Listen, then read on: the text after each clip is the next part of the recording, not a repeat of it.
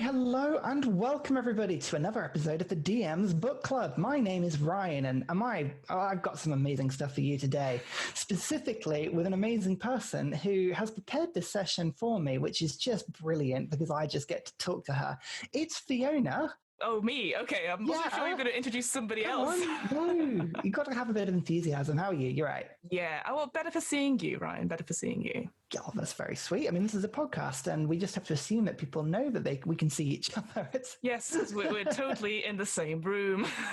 Yes, totally. No, to be fair, we're doing this on Zoom. We've done all of this on Zoom, which is a little bit behind the curtain because did we start this just after lockdown started in the UK? I can't remember when we started filming this. It was we started officially recording, I think, early May, and then it started coming out July because we're waiting on Sam to do it. Yeah, exactly. So we've had a good run. Yeah, we've got a pretty good run. Actually, this has worked pretty well. It's been a good opportunity to just keep chatting, isn't it, whilst everybody's sort of locked up. And I actually listened to one of these back the other day. So would you believe that? I normally refuse to listen to anything with my own voice in it because I find it incredibly awkward, but it sounds good. You did really good. Do you not watch your own Civ videos back or anything like that just to check it's okay? No, I have to edit them. That's bad enough. I mean, you'll know firsthand if you record yourself and then you have to edit yourself back. Having to listen to yourself over and over and over and over say the same thing, especially if you've mucked the filming up a little bit and you need to move the audio around or cut stuff out. Sorry, this is really boring and not anything to do with DM I think it's stuff. Interesting. No, well, because I've done the voiceover so recently. As some people may know, I fucked up a Call of Cthulhu edit and lost it. It's now completed, but yesterday I recorded it, the voiceover, in an hour. God, you know what? I can't say Cthulhu Mythos to save my life. It took me 10 minutes to Cthulhu say it. Mythos. No, that's not a natural. Yeah. No. Just various words. And an extreme success. An extreme success. You got to practice it, and I got it. Extreme success. Oh yeah, that is really tricky. Yeah. Do you remember Sam's crazy complicated Cthulhu board game? And we tried to play it that one time. Well, it's the most moving parts. Oh, it's Arkham Horror. You guys played, right? Arkham Horror. God. Yeah. That was something. That makes anything that we've ever spoken about on this podcast seem like super, super easy. That child's play, really. It was horrendous. Talking about things with a lot of different rules, we have your topic to talk about today, which I have the notes up in front of me and they look very, very cool. So, Fiona, what are we talking about?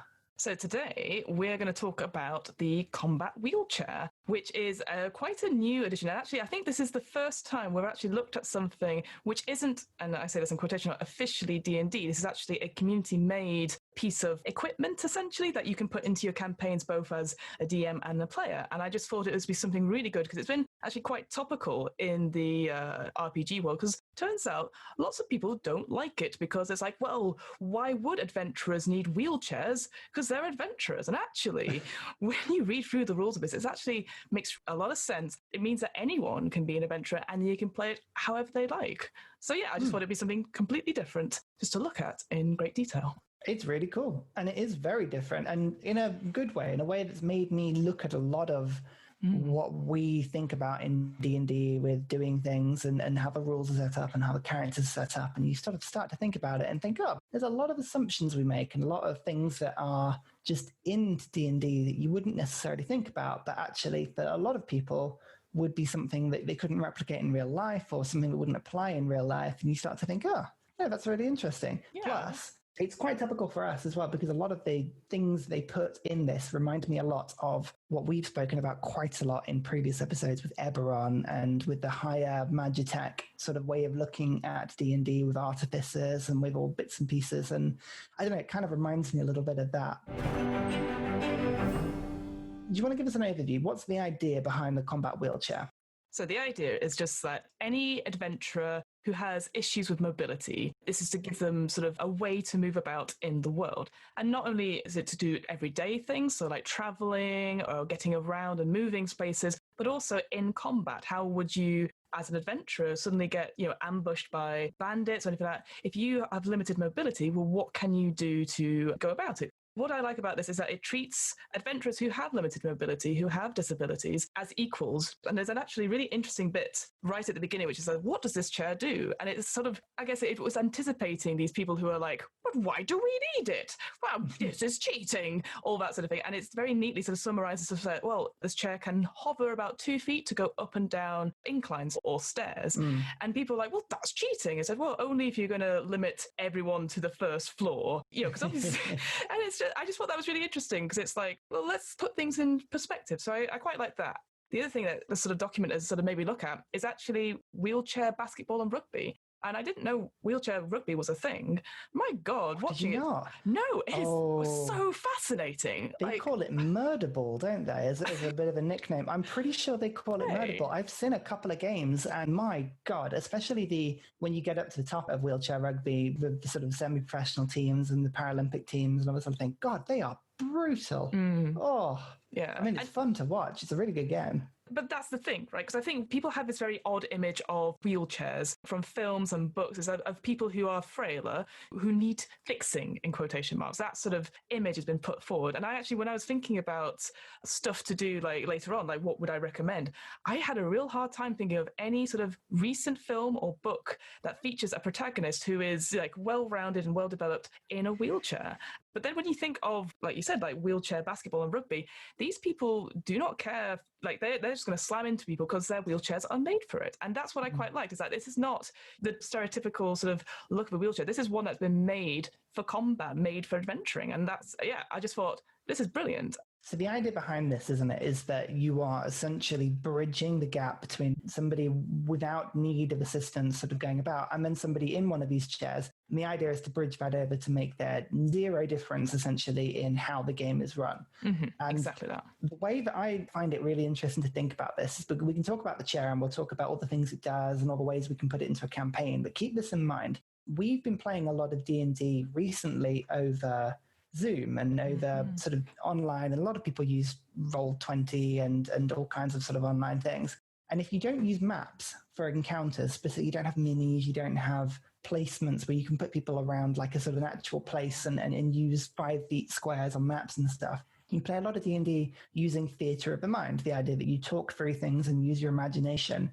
And when you apply the rules and talk about theatre of the mind, the two are totally different. Essentially, we're rolling dice to get random results up, and then we're explaining it by using whatever words we need to kind of give the idea that this is what's happened. And actually, when we look through all of the things that the wheelchair does, you can ignore all of this and use exactly the same rules to describe somebody in a normal setting that is walking and then attacking. That's the way I'm thinking about it. It's supposed to just totally replace and be the same as, like mechanically. I think that's the way I sort of look at this. And it's interesting you sort of mentioned like the online stuff, because as someone who deals with a lot of online content in an education setting, so there's been a lot of pressure, certainly on universities right now. And I don't know about yourself, Ryan, in the sense we have to make everything accessible for people who have disabilities that aren't necessarily visible. So, for example, both you and I wear contacts or wear glasses, etc., and that is considered a disability. But actually, because we every day just have it corrected through various means, we don't see that as an impairment.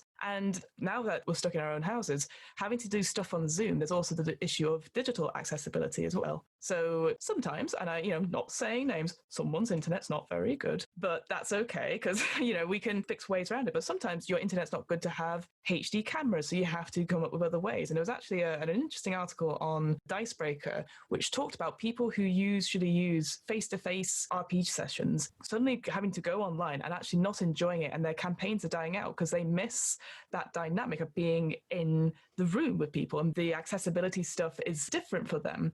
I can't imagine if I was someone who used a wheelchair and wasn't allowed to play a character that I wanted to play that had a wheelchair or was able to go into these spaces and stuff like that. So I just thought it was just an interesting way of seeing something from a completely different point of view that I can empathize with, but not necessarily ever experience. So it was actually very insightful.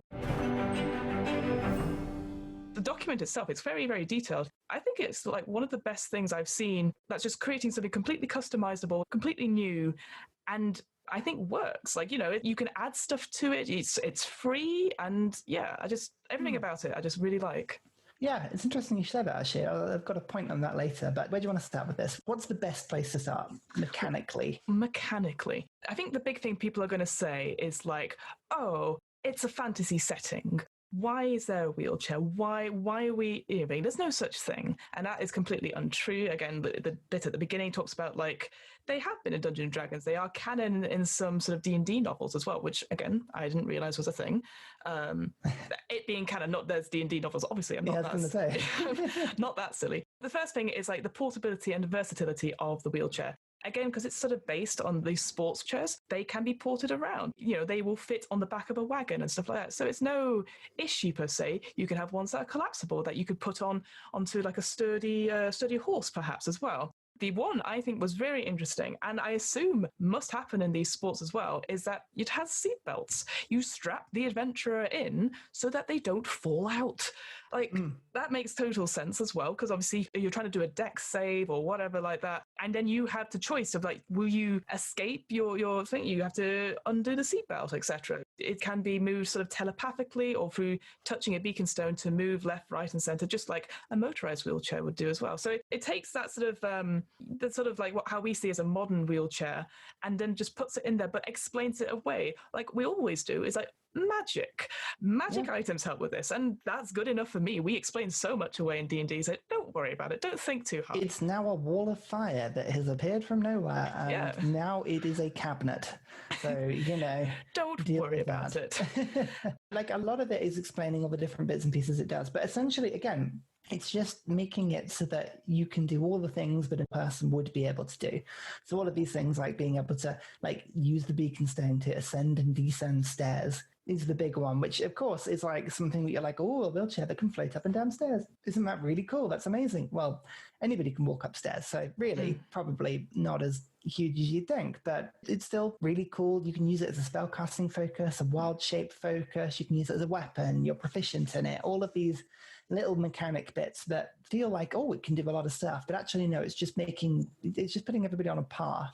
I think it's how I think about it, but it's really cool. Like, all kinds of stuff. There's been a bit of discussion saying, oh, but you're using it as a weapon as well. So let's have a quick look at that. So it has 3 actions that it can take on its turn. So if your character isn't necessarily using a crossbow or using axes or anything like that, you could use the wheelchair itself. So you've got sort of 3 types of attacks. You've got a tire strike, which is by pivoting on one wheel and using your momentum, you can strike a target creature within range with one of the rear wheels. Again, I've seen that in basketball where you just sort of turn around to grab the ball. Yeah, if you've ever seen wheelchair rugby, then they do that. You'll know exactly what damage can be done. You have the ram, so you moving in a straight line, you can go ram into people.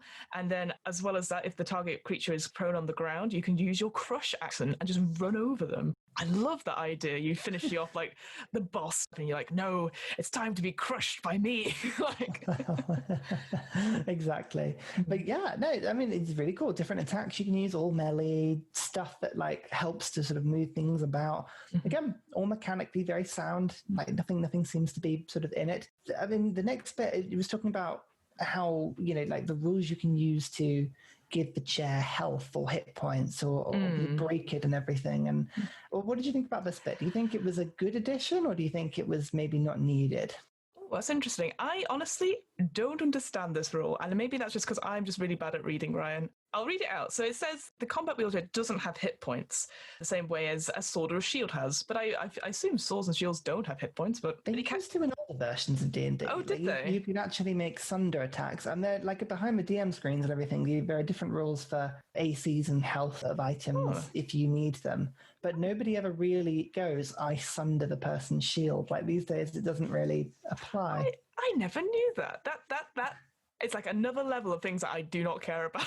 It's like, oh, your sword's on 1 hit point. It's like when your stuff breaks in like Minecraft or Raft or Grounded, you're like, oh God, I just needed 1 more fish. I've got to make another bloody fishing rod. Sorry, that was a very random ramble. It says more about me than this game.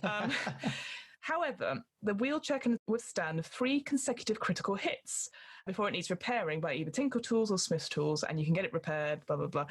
Consecutive sounds like you have to get 3 natural 20s or criticals on the chair or on the person in a row. Is that right? Am I reading that right? I didn't think the consecutive word was needed. I got the impression that it was kind of like a 3 strikes and you're out situation. That's what I thought, yeah. But I mean, yeah, you wouldn't really give somebody's armor or shield health, would you? So I don't know if it's even needed. Like, I mean, it talks about whether this is actually needed because someone can use a mending cantrip to fix it. Mm-hmm. So we're not talking that it needs to be really policed that much. And could you imagine inviting somebody to, I don't know, like join in your campaign and say, yeah, you know what, your disability is fine. We really love that. Come along, come be involved. Here's your wheelchair. Fantastic. You're in the middle of a dungeon. Your wheelchair broke. Yeah. Now you can't move. Yeah. Could you imagine doing that? That'd be really harsh. I feel like, you might need to do like some upkeep of, like, so again, with like all equipment and stuff, like, but I can imagine that. So maybe you say, oh, you need to pay however much it is. Again, it talks about like how much things do cost to upgrade and to maintain and stuff like that, which to me, it seems quite steep. But then again, obviously, I don't have a wheelchair. I assume the maintenance is quite expensive. So again, I think that's quite true to life. It depends on the wheelchair. My boss has one. And he really should be doing better, but his wheelchair is literally made of tin cans and whatever rubber he can steal from people's shoes. Like, it is the most... Oh my God. Oh, it's terrible. I think I've put about 6 replacement wheels on this thing because it's cheaper to replace the wheel than it is to actually get a new tire for it. Like, it is atrociously cheap, this thing. Depends on the chair, I think. If you get one of these professional sports ones, I could see it being a few hundred gold. That makes sense. And I think that makes sense for any adventurer, actually. When you think about it, when you go to a shop and you upgrade your weapons or your armor, it's going to cost several thousand gold pieces and stuff like that. So it makes sense for adventurers to be investing in that. And I think it does talk about like whether you start out with the chair or whether you gain it along the way. And that's what I quite like as well, is that it's that discussion you can have with your DM and stuff like that. If you are using, say, for example, the critical injuries table, whereby, they get reduced to 0 hit points, they have to roll a d20, and what they get is, they could break their arm, they could lose an eye, etc. So you could also, you say, well, you lose a limb. And this is another sort of point that came up in the sort of conversations in the RPG community, is like, well, you would just go to a healer and you would regrow it and it'll be fine. Healing costs a lot of money. Not everyone has 500 gold to just bring people back to life. And it makes a very good point right at the beginning. Some people aren't born with limbs, so you can't regrow something that wasn't there in the first place, which I thought was like, oh, again, something I hadn't considered, and I'm now aware of it. People don't necessarily want to be fixed. They just want to be themselves. They don't need this extra hassle and stuff like that. So I feel like the option to have the chair at the beginning or make that choice later on is actually quite valuable to people. Certainly if you are playing a non-disabled character and then, they're like, oh, this has come out. Well, I would love to use this. And then you can weave it into the story in some way. So, I think that's really cool. You could easily mix it up with the artificer rules. I mean, that's what I was thinking, like, the ability to have all these magical items and to improve them and to sort of build them in. And you're absolutely right. You've got the choice, haven't you? I was thinking, God, I would be so under-equipped to try and bring something like this into a campaign like that we were running. Do you know what I mean? Just in terms of, like, say your character, Aubrey the Barbarian, had an incident and couldn't walk or something, and then having to actually roleplay that through and think about it mechanically. God, that would be tough. I'd have to really think about that. And that could be a challenge for yourself to include like a minor character at some point using the combat wheelchair. I actually, because I'm helping write another D&D stuff at some point, one of the minor characters I had, it's sort of the grandmother or something. I was like, why this grandmother of Gnome Clan, she's really great. She's an artificer, because I bloody love artificers. I was like, what about if they had an accident in the lab and they lost the use of their legs? They, of course, would be in a combat wheelchair. And so I just, I said all this stuff and they thought this was brilliant. So hopefully if this all goes around, we'll see this grandmother appear in a really cool combat wheelchair that just turns up and just berates all the grandchildren and then runs away. It'll be great. Absolutely. Yeah. That's a great idea. No, I love that. And, weirdly, I'm just thinking about this theory and you've got me thinking about different things that I could do to bring into a campaign. I would find it easier to bring this in for an NPC because I think the benefit of this whole, I guess the wheelchair is kind of basically so that you can play any player and have them sort of mechanically quite equal. So I think I could bring this in for an NPC pretty easily. It's bringing it in for a PC I would find more difficult in terms of just sort of actually introducing it as a concept. I don't know if that's a thing. Is that a thing? Maybe I'm complicating this too much. No, I think you're right. I think it's a mixture of, because both you and I are non-disabled, and I also was thinking about, like, would I feel comfortable playing this person when it's not something I've ever experienced. But actually, I think we should be doing stuff like this, but treating it in a sensitive way. So if you and I were playing in other regular campaigns, obviously it's you and me, so we would just sort of like talk about it and talk it through, like what would be the best way of bringing this through. And if anything, it just makes people work a little bit harder to be like, okay, so how would you use your character? Why are they using the wheelchair? What are they doing to use it? Because obviously you have all these upgrades, which I'm sure we'll come to, how you can get around the environment, or you can customize it just for you, which I absolutely love. And then you have all these optional features as well. It's like, well, you can make it so it is swifter, so it will go quicker down hills and all that sort of thing. So I think there's a lot to think about. Maybe from now on for both of us, I think, whether we're playing or we're doing DMing, is just to take the leap and just talk to the players saying, this is an option, please use it. I have no issues with running it and stuff like that, and just making that bold choice to go forward and include this in our campaigns. I think there's other things, other choices and other bold steps that you can make and have made without even thinking about it. I mean, one of the things that you find yourself doing when you DM a lot is playing people of the other gender or monsters or anything like that, stuff that obviously doesn't apply to me. I'm not a woman. I have female characters in my campaign, and even down to, I think we've had characters that are LGBT and asexual or bits and pieces that we've thrown in, not without thinking, but as in you would be more comfortable to do it. But I don't think I have put anyone disabled in, and I'm thinking about it and thinking, why have I not? You've definitely put people in who are visually impaired, for sure. That I was aware of when I was thinking of this. But because we haven't experienced it, we don't think about it. And that's something where we need to look around the room who's not here and include that in. So that's on both of our parts as well. Yeah, I am being more aware of making brave choices and stuff. So it's interesting, like some DMs do find it hard to play people of the opposite gender, which for me is obviously like I can play any gender. I prefer to play female characters because I think women are great. But I also I think for me, having a brave choice to play with an accent and then keep it up, like you're always going to get players that go, what happened to your accent? Like I know I've done that to you and you've done that to me, but a few times, yeah. but the point is that if you keep it going, it becomes a valid choice, and it's always a valid choice to do it. And that's, again, as Clang, improv. That's a scary thing for me to do in improv, and I actually did it in Call of Cthulhu. I tried an American accent, and it was terrifying because it's not a good accent. But the fact I kept it up throughout the whole 4 hours that it turned out to be was really impressive. When I listened back, I thought, oh, there's a professional somewhere in here. So I think that's it. It's making that bold choice, just doing it. I guess there's also that sort of talk about having consent of the players, but I think you yourself, if you're the DM and you want to include something like this, but you're not sure, just do it. We've spoken about the general rules of how this sort of combat wheelchair works, but we've got upgrades as well, which are quite interesting. Yes. So if you kind of split this into two parts, you've got the first bit, which is basically the mechanics of getting it into the game. The second part is then enjoying it and making it a little bit better than it would otherwise be. So whereas part one is sort of getting up to par, part two does stuff that maybe even able-bodied characters couldn't do. So this is quite interesting. Well, actually, some of them are more leveling things, but I think it's interesting. So the combat wheelchair, it has space or slots. I'm thinking of like video game-wise, has slots for 2 upgrades at any one time. Not all the upgrades are compatible with the other ones, which again makes complete sense. Can you tell which is my favourite upgrade though, Ryan? Well, now, you've mentioned a few of them, but then you did quite,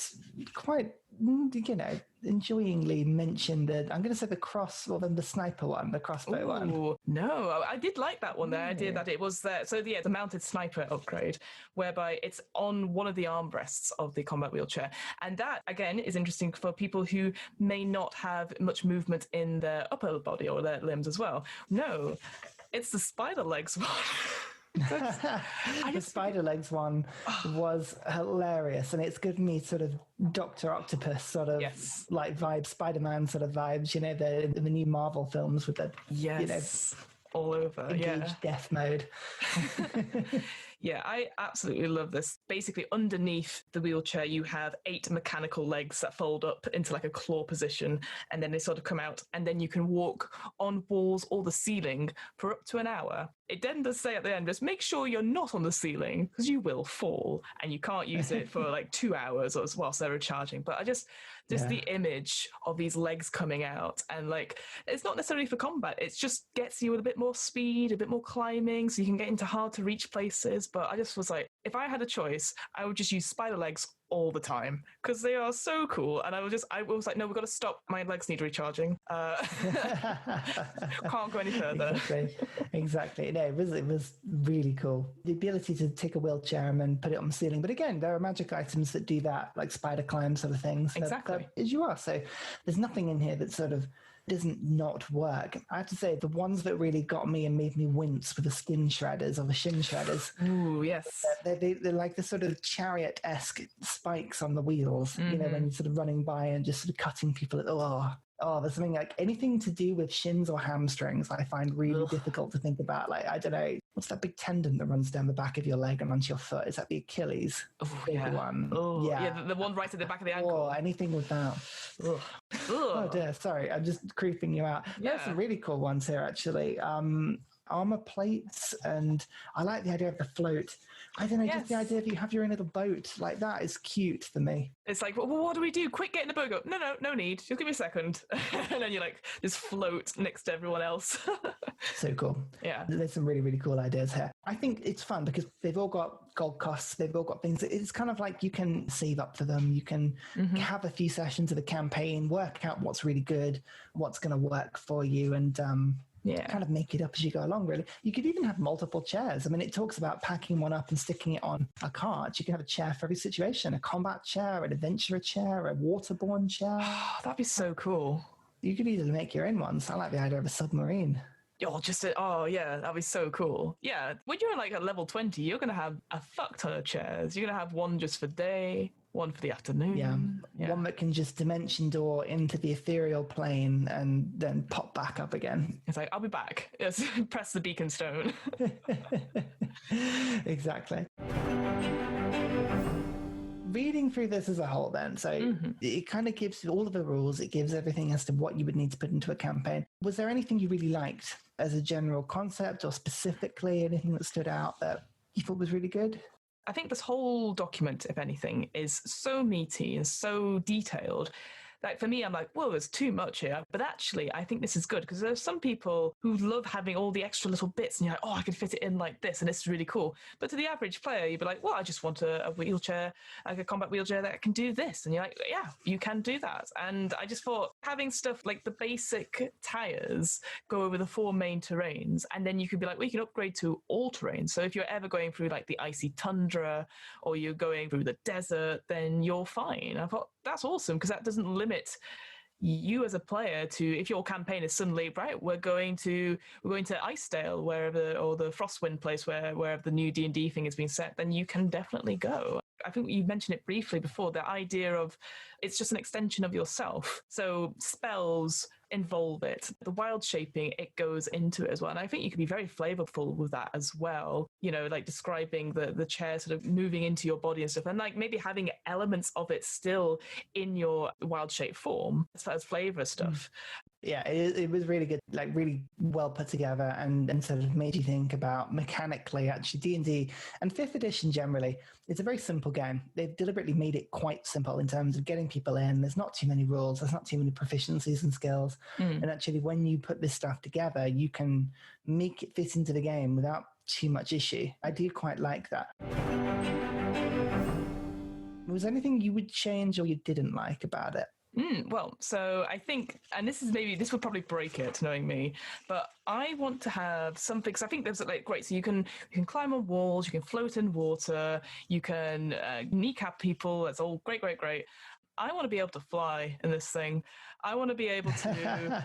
I think what would be cool is that if you had some sort of upgrade which could cast Featherfall on you, like obviously, like, you know, I'm sure you could do it yourself with a spell, but actually having something built in so that if you were falling, because it does talk about what happens with the wheelchair if you fall, you still take fall damage, etc. But like, I have this image of you're in battle and then you go, right, now we fly, and like mechanical bat wings come out and you start flapping around like a fly speed, essentially. I think that would be really awesome to have, basically just have the wings of flying attached to the back of it. But that was kind of it. Like I thought everything else, again, just was quite inspiring, to be honest. So I think, you could easily get a lot of those changes put into the game without too much issue. I mean, if it's one of those DM tricks you've got where you get a chair that casts fly a very long rest or something, or like that's the sort of stuff you could do pretty easily and just sort of replace it with a magic item of a similar level, or sort of swap skills in and out. I think that's quite good.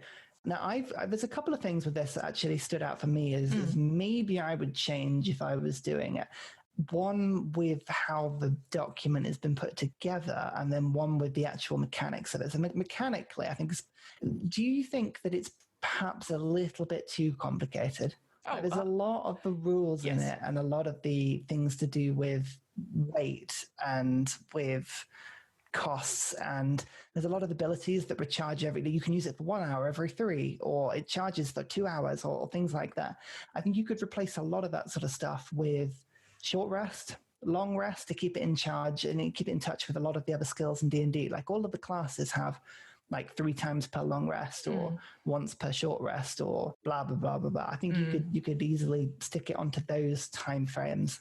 And I think a lot of the rules about damaging the chair and having to worry about folding it up and bits and pieces, yes, practically that may be interesting. But from a D&D point of view, well, we don't penalize normal people, that sort of stuff. So we don't need to bring that as a rule in. I think I probably would strip that sort of thing out. I don't know if it's needed. Does it add anything? There's too many rules in D&D as it is. That's exactly it. I think it's been developed for people who like having those sort of things. Like, I mean, if you've ever looked at D&D Beyond and it goes, how many rations do you have? And how much is this? And, your lifestyle, it's 5 gold per day and stuff like that. And I feel there was really boring, but I read a thing in improv book today. It says, don't make your scenes about money because they're super boring. And I agree. Anything to do with money and like, but I owe you this much. And I appreciate I'm saying this because obviously I owe a lot of people money in our Serials campaign. I hate thinking about it. But I just feel like if you make the scene about money, it's taking it away from the characters and taking it away from the relationships in that scene. So if you think about the wheelchair, you think like, well, we get away with so much. Like you said, simplify it so it's on a short rest. Great. And you just don't have to worry about it. Whereas I feel there's like some players and stuff like that have always done that thing where it's like, well, it costs this much and it's this much, and I plan everything out and it takes this, and I'm just making sure. And I think, if people want to do that, that's fine. But I completely agree with you. Is some of the stuff I'm like, yeah, of course you can do it. As long as it's not too ridiculous, like, trying to have 3 upgrades and or whatever. Like I think, to be honest, you could do some of the upgrades. You could do it as a reward for the end of and finishing a mission or something like that. It's like the people thank you, they club together and they give you, they help you, they ask, what do you want? And you would be like, I want all-terrain tires. And like, we can help you with that. I think there's just, like you said, there's just other ways and other flavorings you can do with that sort of thing. But I mean, I don't fault it for being too detailed, but at the same time, I completely agree with you. I'm just like, whoa, no thanks. I think 90% of people wouldn't bother with a lot of the detail of it. But the other thing, and perhaps this is my no experience with the issue, eyes looking at this, but at no point did I read the document and go, oh, well, I think this is over the game. And I think it's sad that the document spends so long having to defend itself. Do you know what I mean? Like right from the outset, it's going along the lines of like, but is this unfair? And then, no, of course it's not. And blah, blah, blah, and having to talk about that. And with a statement at the beginning about how we should be celebrating this and that. And like, it clearly is important to the author and clearly must be an issue. I'm not taking that away. No. But it's almost sad that they had to bring that up because it never crossed my mind. And that's the thing, right? I say this as a friend, but obviously you are a man who has done very, very well. But it's the same thing with all these RPG communities. There are these sort of gatekeepers who, they say, well, women can't play. They're not good enough. They can only play female characters. We don't want LGBT. We don't want people of color. Our way is the right way. D&D is not a political game. And you're like, well, the best stories are political. The best stories do face these issues and stuff like that. So it's actually really sweet that you like but this isn't an issue. Like you said, you were nervous about probably putting it in your campaign, but I think you would be able to do it and you would treat it sensibly. But unfortunately, lots of people just, again, it's that nostalgia, that sort of like, well, we've always played it as, why? Oh, you're making it inclusive, you're making it like social justice warrior, etc. There's been a lot of change over the last 20 years. There's a huge amount more to do with so much stuff, don't get me wrong, but there has been a lot of change. And I can see, especially with the more traditional community, I can see the hackles coming up and maybe that sort of resistance to it. It's not doing anybody any harm. They're just trying to level the playing field, just smooth it. Nobody's trying to min-max this or get an advantage. Although saying that, you put this into an official book, I could guarantee you would find min-maxes on it almost immediately. And maybe that's almost the perfect point of acceptance. If you put it into, what's the new book coming out? Is it Tasha's Cauldron of everything? Something? Yeah, I was about to say. Everything. Yeah, so the combat wheelchair goes into Tasha's Cauldron and you find that really cliquey, nerdy min-max community on the D&D forum, suddenly all of their characters have one because they've decided it's the most min-max thing you can do. Wouldn't that be the most brilliant accepting of the thing? The only thing I was going to sort of finish off with is, again, like recommendations of where to sort of see similar things with combat wheelchair, which we kind of already covered. So like, obviously there's wheelchair rugby. Watch that. That is really interesting and exciting. The only sort of main character I can see, and that's quotation marks, that who is sort of a well-rounded, I hate using the word strong character because I don't think there's anything as strong because people can be flawed. Professor X from the X-Men. So obviously there is someone who has great intellect but has limited mobility. And the other thing, actually, which occurred to me was, again, watching wheelchair rugby, was actually watch the Paralympics. You see these disabled athletes who are competing in great, amazing sports, doing so much better than I ever hoped to dream as a non-disabled person. And it's actually really fascinating to watch that. So I'd recommend certainly the London 2012 ones. I say this because obviously I live in Stratford, so I walk past like some of the Olympic Stadium and stuff quite often, and they've got like the names of all the different Paralympians along sort of the Olympic walk and stuff. Famously, obviously, you've got Professor X and anything to do with the X-Men and what he's been up to and the use of his, I think at some point he's got a mentally controlled wheelchair, which is quite cool, especially in some of the movies. But I wanted to give a shout out to, there is a BBC presenter, and I'm going to butcher his name, but it is Adebatan, I think. Adebatan. He used to be a wheelchair basketballer, and he does loads and loads of now documentaries, travel documentaries, where he goes around the world. And he did a huge one recently where he went to Africa, which is not a wheelchair-friendly country, and he absolutely beasted it. And it was amazing to watch because you could see him go around, and he had like one of these very all-terrain, like wheelchairs, and went about and was absolutely awesome. And if you ever need proof that somebody can go out and absolutely just be brilliant, go watch his stuff. Like, it's really, really cool. I think it was something like Africa with Addy, something like that. Again, wasn't aware of that. I will definitely look that up. I love documentaries. I love finding out more about things. That's awesome. I will definitely. I've actually bumped into him in real life on three separate occasions, and not once has it been deliberate, and not once have I said hello. So there you go. You're just constantly just bumping into celebrities in London. That's what it's just very, very specific skill set. Him, Stephen Merchant, I've bumped into on about 2 or 3 separate occasions, and Alistair Cook, the cricketer. So there you go. Well, you also had, I can't remember her name now, Arya Stark and her dog. Oh, yeah, Maisie Williams. Maisie Williams. I met her dog before I met Maisie. Yeah, the dog ran around the corner and like almost into my office and was being trouble. So I was fussing the dog and she rushed over and was like, "Oh, I'm so sorry."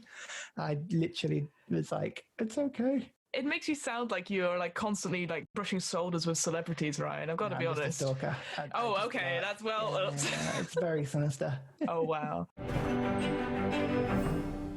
Well, there you go. So there's the combat wheelchair made by Sara Thompson, who's known as Mustang Art on Twitter. And this whole document is free. You just go to her Twitter. It's on like a Google Drive and stuff like that. I'll put links in the episode description as well, so people can have a look at it and just say like thanks to her, because she's really, really cool. her whole sort of CV, as it were, for writing in RPGs does focus on representation sort of with chronic illness. She worked on the Witcher RPG and is working in Paizo for the Starfinder one as well. She's a disability advocate.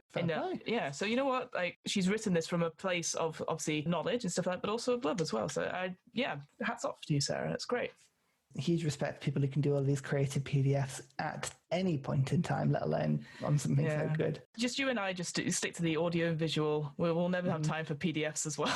No, too much. And anything looking neat is way beyond me. Oh God, yeah, I hate you to see my notes from anything. Like, I have to type them up now because I can't read them anymore.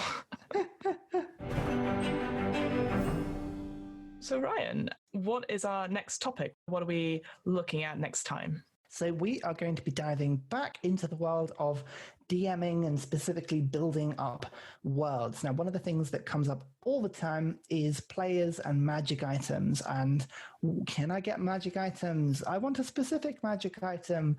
Oh, we don't have enough magic items. Have I put enough magic items in my campaign? So we're going to be going through the initial tables in the Dungeon Master's Guide to talk a bit about magic items and how many you should be putting in and how to go about spreading them across a campaign. It sounds great because, again, Ryan, it's something I have never done. I've just always used what was in the module. I've always panicked. I think the only time I put stuff in was when we did that Battle Royale, and I just put a deck of many things. And, of course, the least experienced player got it and panicked and just started pulling out random cards, and it just was just absolute chaos. I bet that was hilarious.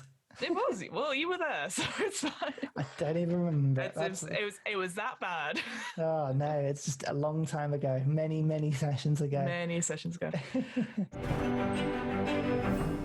So, Ryan, where can we find you? What are you doing? What projects are coming up? What's happening in the world of Ryan? Well, right here. Just listen to the next episode and I will appear again in your ears. Hey, you could even go back an episode and I would still be there.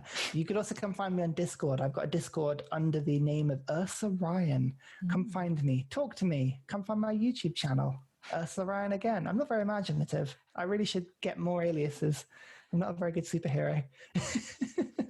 I never have a good answer to this. I'm really sorry.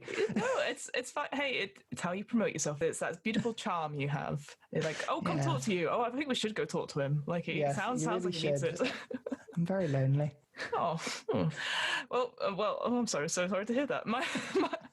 My name is Fiona. I run the What Am I Rolling podcast alongside this wonderful podcast. It is a twice monthly RPG one-shot podcast. As you've heard, Call of Cthulhu is now done. Hooray.